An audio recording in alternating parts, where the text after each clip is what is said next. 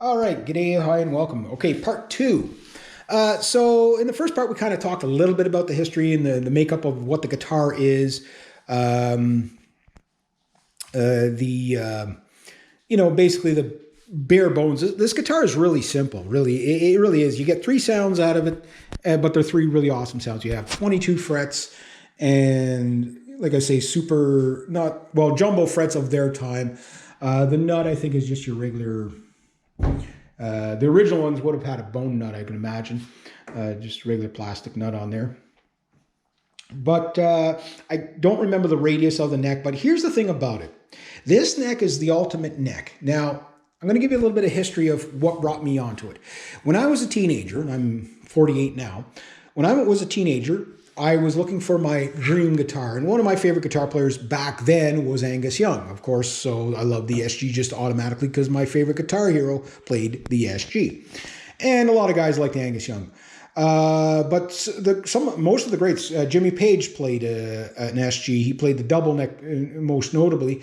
Eric Clapton, his SG went all over the place. Tony Iommi. So Tony Iommi and Angus Young would probably be the most recognizable SG guys. Frank Zappa, you name it. There was all kinds of big names. Pete Townsend, again, another kind of SG kind of guy, and that doesn't mean they didn't play other guitars too. But Tony Iommi and Angus Young were pretty much SG purists, even though Tony Iommi didn't always play a Gibson SG. In fact, his custom SGs were typically not Gibsons, not till later on. So anyway, I'm 15 or 16 years old, however old I was. I'm in Lausanne Music, which was a Gibson distributor, not the distributor, but they were a carrier of Gibson. And I went in and I was looking for a 62 reissue because the 62 reissue was out before these things.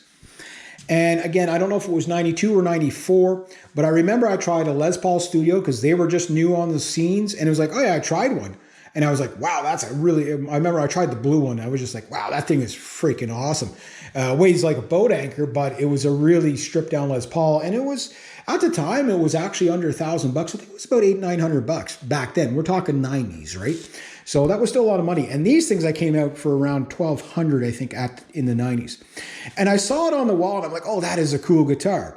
I said, that doesn't look like the 62 reissue. It looks a little different. And the guy said, yeah, it's the brand new reissued SG61s.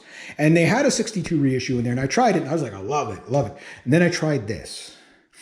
And I was just like, at the time, the only comparison to anybody that's never tried one of these, the neck is not like an Ibanez Wizard neck, but it's not fat as a normal Les Paul neck or an SG standard neck. It's pretty thin, not super thin. It's wide at the nut without being too wide. It's wide at the heel without not being too wide. But the fret access there's no restriction to play this guitar whatsoever. A Les Paul, somewhere around here on a Les Paul, you start to have to kind of reach a bit because, the Les Paul, the cut's about here, you know what I mean? On most of them. So when you got to the SG, there was really, it just looks like this neck is just like, okay, we're going to design a guitar. Oh, we got to put a neck on it. We'll just stick it right at the end of the body. You know what I mean? It's like, yeah, just put it there. It's not on here. It's not here. Like the Les Paul's in a bit, and Strats, they go in. It's like, we forgot. We got to put a neck on this thing. Yeah, there we go. It's right at the very end.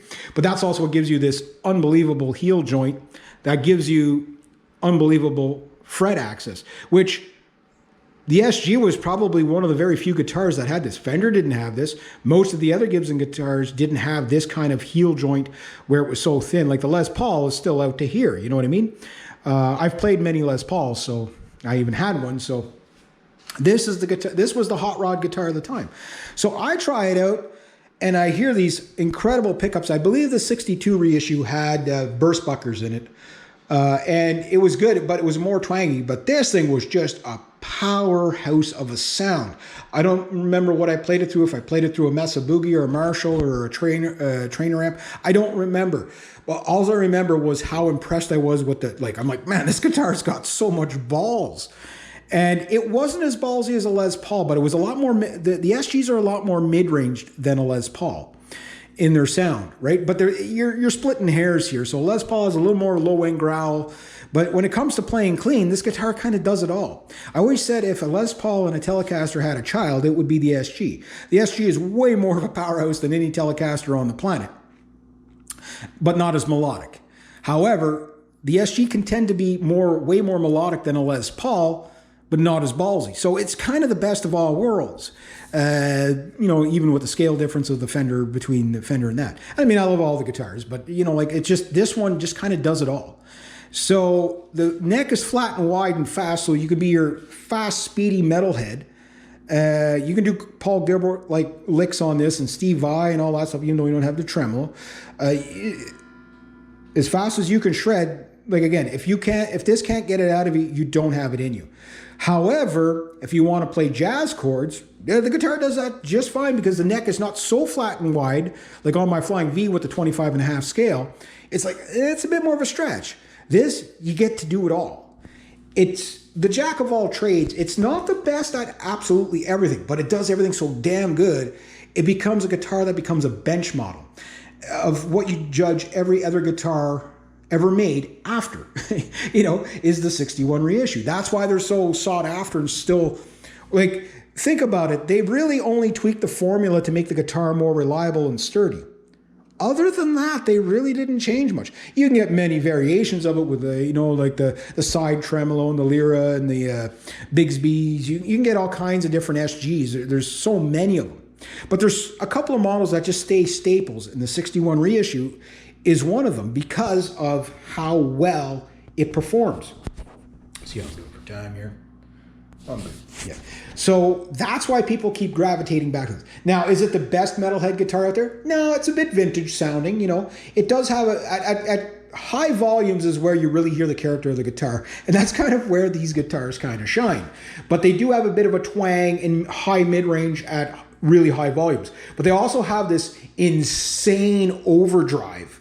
They just love mud. They love overdrive. And some complaints about SGs is that they tend to sound really muddy. But what I tell people, okay, here's what you're not getting, is less is more when it comes to an SG.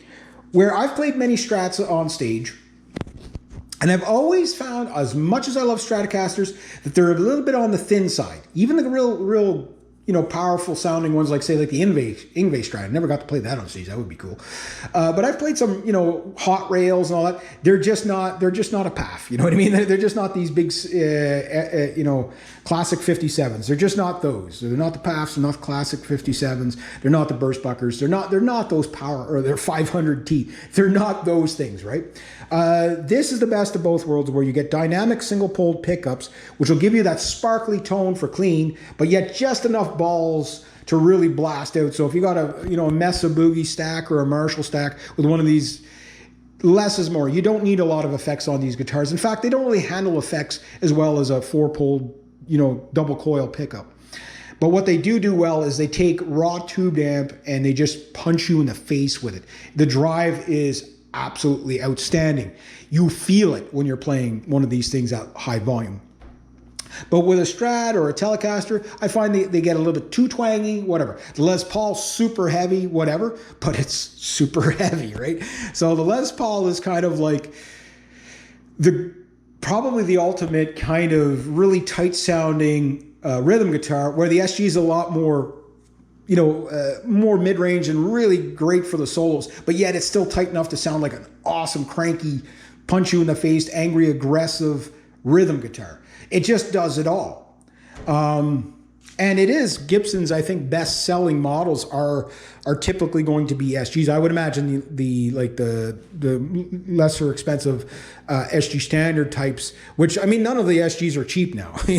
There's very few of them under $1,000 up here in Canada. They're almost all like $1,600 and up, and that's for the bare bones ones, right?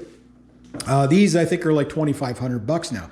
Back in 2007, 2009, they were in the $1,900 to $2,000 range Canadian. I know the Americans get them for $50, because they get economy of scale, they get better deals, right? Plus, Gibson is from, that's their home base. But what you will find with these guitars is at high volumes, the pickups, one of the downside is the guitar is absolutely crazy. It's a hard guitar to tame because of its wild sounds. Hence why Eric Clapton sounds so cool on it. The reason why Eric Clapton and guys like that have to play so wild on these guitars, because it's the only way to keep them from feeding back. When I play this through my Hot Rod Deluxe and my Mesa Boogie, it's just, it doesn't matter what note you grab. If you grab the notes too tight, the guitar screams on you. There's not a note on here you can't sustain till the end of time. It's incredible. The fretwork on these are really good. They're really good. And again, there's no dead notes on the guitar at all. Like, you just don't, like, even with the guitar poorly set up, which this one isn't, there's no dead notes on it. So every note just wants to, it's such a lively guitar.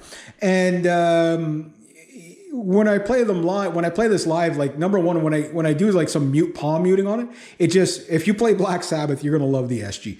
But the problem is these classic 57s get a bit microphonic at volume. When I'm talking stage volume, really loud. So that's one of the downsides to a vintage sounding guitar. But if you change the pickups, you change. You can get classic 57s, with plastic, double coil look rather than that. So the metal is what screams on you, but it's also what gives you that little extra. It's the character, right? These guitars sound incredible with a slide. They sound incredible in weird tunings. Open G5 sounds phenomenal in this guitar. It's the Gordy Johnson tuning for, digging a hole. That sound. You put a capo on this thing, I think at the 4th or 5th fret in open G tuning, and the sound is just incredible. It's just a wall. So that's some of the character of the guitar. It doesn't sound like a modern guitar. It sounds like a vintage guitar. So